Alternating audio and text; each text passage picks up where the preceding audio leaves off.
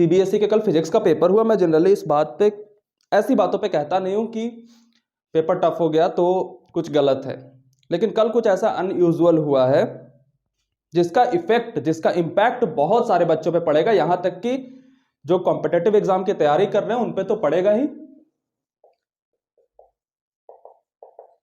जो नहीं भी कर रहे इसकी तैयारी उन पर भी बहुत ज्यादा पड़ेगा। और यह वीडियो मेरा बनाने का मकसद है कि सीबीएसई से मेरे कुछ रिक्वेस्ट हैं, वो मैं करना चाहता हूं।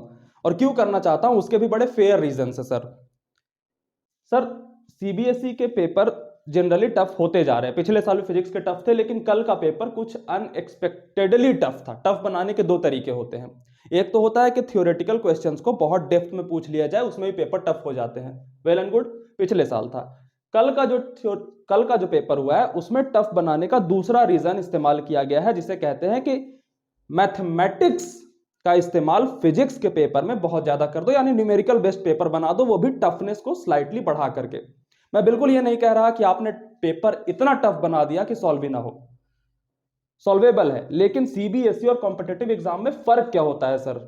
आपने सीबीएसई बनाई क्यों? अगर ऐसा ही पेपर है तो आप इसी पे ना, फिर इसी को बोर्ड्स का नाम दे दो, चाहे जेई हो गया, चाहे नीट हो गया। आपका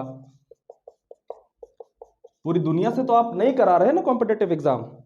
आपका मकसद तो यह है नहीं कि सीबीएसई का जो बोर्ड्स है वो वही बच्चा देगा जो कॉम्पिटिटिव एग्जाम की तैयारी करेगा। बहुत सारे बच्चे हैं जो अलग अलग करियर करना चाहते हैं, वो भी बोर्ड्स देते हैं, क्योंकि हम ऐसे देश में रहते हैं जहां बोर्ड्स किसी भी फील्ड में जाने के लिए मैंडेटरी हो जाता है। अब आपने न्यूमेरिकल बेस्ड पेपर बनाया, न्यूमेरिकल भी थोड़े टफनेस के साथ दिया।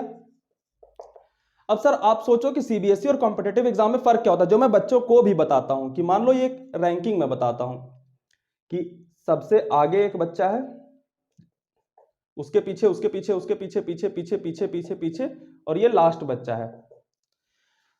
ये है रैंकिंग मान लो पढ़ाई में तेजी के, कि पहले वाला बच्चा बहुत तेज है, बहुत एक्स्ट्राऑर्डिनरी है, और ये सबसे लास्ट वाला थोड़ा एवरेज सा बच्चा है।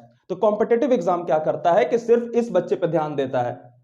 और कॉम्पिटिटिव एग्जाम की तैयारी करने वाली कोचिंग्स भी हैं, वो जनरली इसी बच्चे की तलाश में रहती हैं कि मेरा ये बच्चा मिल जाए, बाकियों से मैं सिर्फ फी लेता रहूंगा, लेकिन मुझे चाहिए ये बच्चा। इसी को उठाने के लिए कोशिश करता है सारा कोचिंग या कॉम्पिटिटिव एग्जाम की तैयारी का पैटर्न।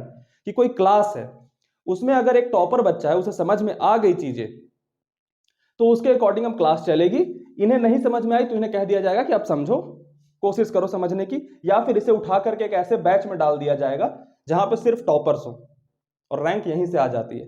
सीबीएसई बोर्ड्स जो बच्चे देते हैं उनका माइंडसेट क्या होता है, या बोर्ड्स की तैयारी का माइंडसेट क्या होता है कि एक क्लास है जिसमें सीबीएसई क्लास 12th की पढ़ाई कराई जाती है, उसमें जब तक आखिरी बच्चे को समझ ना आ जाए चीजें, क्लास आगे नहीं बढ़ सकती। पीछे से कोई हाथ उठाएगा, आइडियल ये तरीका है, क्लास में क्या होती है वो मुझे नहीं पता, आइडियल ये तरीका है कि सर मुझे नहीं समझ आया, तो क्लास उसके समझने तक वेट करती है। इसीलिए मैं कहता हूं जो बच्चों से कि कॉम्पिटिटिव एग्जाम की तैयारी के लिए डमी लूं या कोचिंग लूं, तो यही रीजन होता है कि अगर आप टॉपर हो ना, तो सीबीएसई वाले क्लासरूम में चले जाओगे तो आपको नुकसान हो जाएगा, क्योंकि आपको एक एवरेज बच्चे के हिसाब से चलना पड़ेगा। अब सर आपने बोर्ड्स का एग्जाम ले लिया, पेपर टफ ले लिया, आपने टेंडेंसी क्या बना दी कि आपका पेपर भी ये आगे वाला बच्चा अटेम्प्ट कर पाएगा। इनका क्या होगा सर?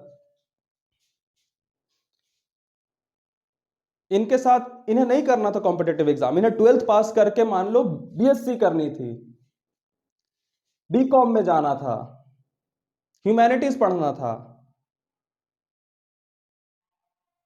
और आगे वाले बच्चे हैं, आपने पेपर, पता है कॉम्पिटिटिव एग्जाम के जो बच्चे तैयारी करते हैं वो बोर्ड्स की तैयारी लास्ट के 2 महीने में करते हैं उस नॉलेज पे जो उन्होंने कॉम्पिटिटिव एग्जाम की तैयारी के अकॉर्डिंग करा था। उसमें बस वो सजाना सीखते हैं। अगर सर ये 75% के नीचे रह गए, इनका आप 1 साल खा जाओगे। हो सकता है इसकी वजह से आईआईटीज ना जा पाए।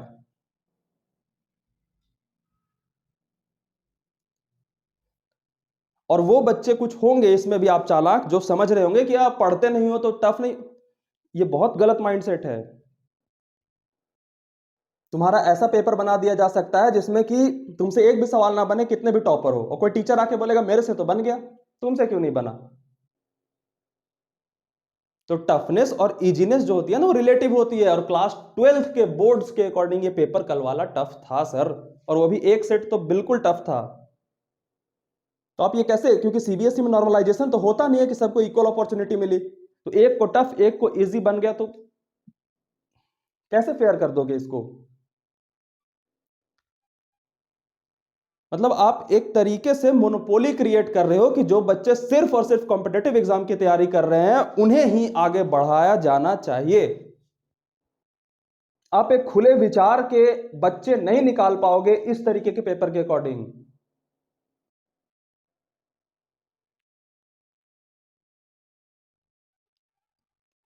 पेपर टफ होते हैं, फिजिक्स के होते हैं, लेकिन ये डिफरेंटली टफ था।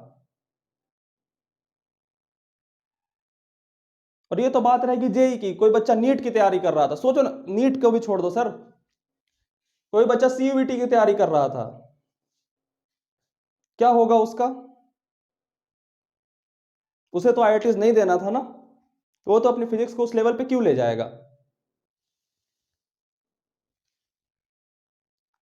3 घंटे के पेपर ना मास्टर को बिठा दो सर, जिस तरीके से बोर्ड्स में लिखने होते हैं मास्टर नहीं पूरा करेगा 3 घंटे में।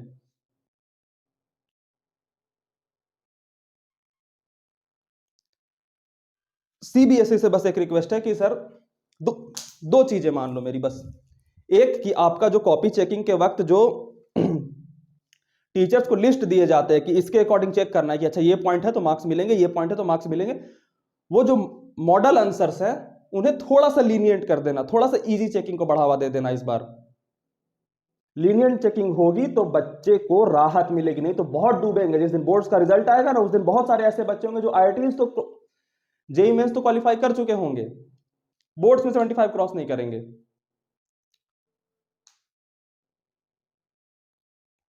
अब बताओ उनका दोषी कौन होगा? तो पहली बात है कि आप जो मॉडल आंसर्स दोगे टीचर को उसमें थोड़ी सी लीनियंसी ले आना। होता है, ऐसा हुआ भी है सीबीएसई में कि किसी साल अगर बहुत इजी पेपर है थोड़ा टफ चेकिंग हो गया, थोड़ा टफ पेपर है थोड़ी इजी चेकिंग हो गई, हो जाएगा। दूसरी बात है कि अगर लीनियंट चेकिंग हो गई, दूसरा थोड़ा अजीब लगेगा, बट मैं ये चाहता हूं कि सर ग्रेस मार्किंग का भी कॉन्सेप्ट इस बार अपना सकते हो आप, कि बच्चा अगर इस रेंज में लाइक कर रहा है, मान लो 75% नहीं आ रहे, तो हमने 10-15 मार्क्स ग्रेस मार्क्स दे दिए बच्चे को, उसका भविष्य बच जाएगा, डिजर्व करता है बच्चा। इसका रीजन क्या होगा कि हम हर साल इतने टफनेस पेपर को नहीं बढ़ा रहे थे, इस बार कुछ ज्यादा हो गया तो हम बच्चे को, क्योंकि ये कॉम्पिटिटिव एग्जाम तो है नहीं ना सर कि इसमें आप एक लिमिटेड सीट के बच्चे को पास कर सकते हो,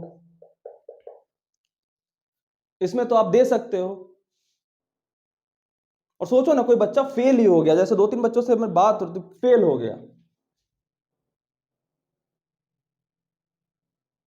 उसका तो साल जाएगा। क्या हर साल बच्चे फेल ही होते होते हैं?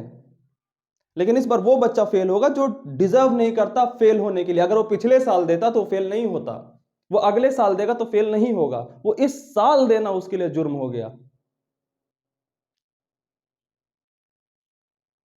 तो ज्ञान तो टाइम इंडिपेंडेंट होता है ना, ऐसा तो होता नहीं कि मैं इस टाइम पे लगाऊंगा तो मेरा ज्ञान बेटर परफॉर्म करेगा और अगले साल या पिछले साल लगाता तो कुछ अलग परफॉर्मेंस मिलती।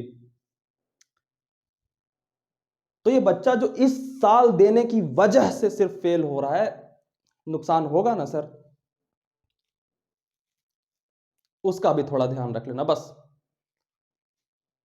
और जितने भी कंटेंट क्रिएटर्स हैं या जो लोग हैं, मैं उनसे कहता हूं कि इस पे बोलो आप, क्योंकि सर पब्लिक प्रेशर का ना असर पड़ता है गवर्नमेंट बॉडीज पे।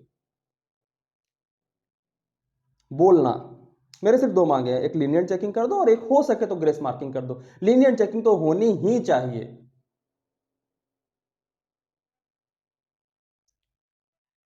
और बच्चे तुम परेशान मत होना, मैं एक सजेशन देना चाहता हूं कि अभी फिजिक्स दे दिया, आगे के एग्जाम्स के लिए बहुत थोड़ा जान लगा दो, जिसको थोड़ा बहुत डाउट है ना वो जेई या कॉम्पिटेटिव एग्जाम अभी छोड़ दो थोड़ा सा दिन के लिए जब तक बोर्ड्स हो जाते हैं, और जान लगा दो। क्योंकि अगर 75% नहीं आए, क्योंकि फिजिक्स में तो डाउन जाएंगे मार्क्स, आगे के एग्जाम्स में अगर थोड़े बेहतर परफॉर्म करोगे तो 75 क्रॉस कर जाओगे। तो अभी जान लगा दो आगे वाले पेपर्स के लिए।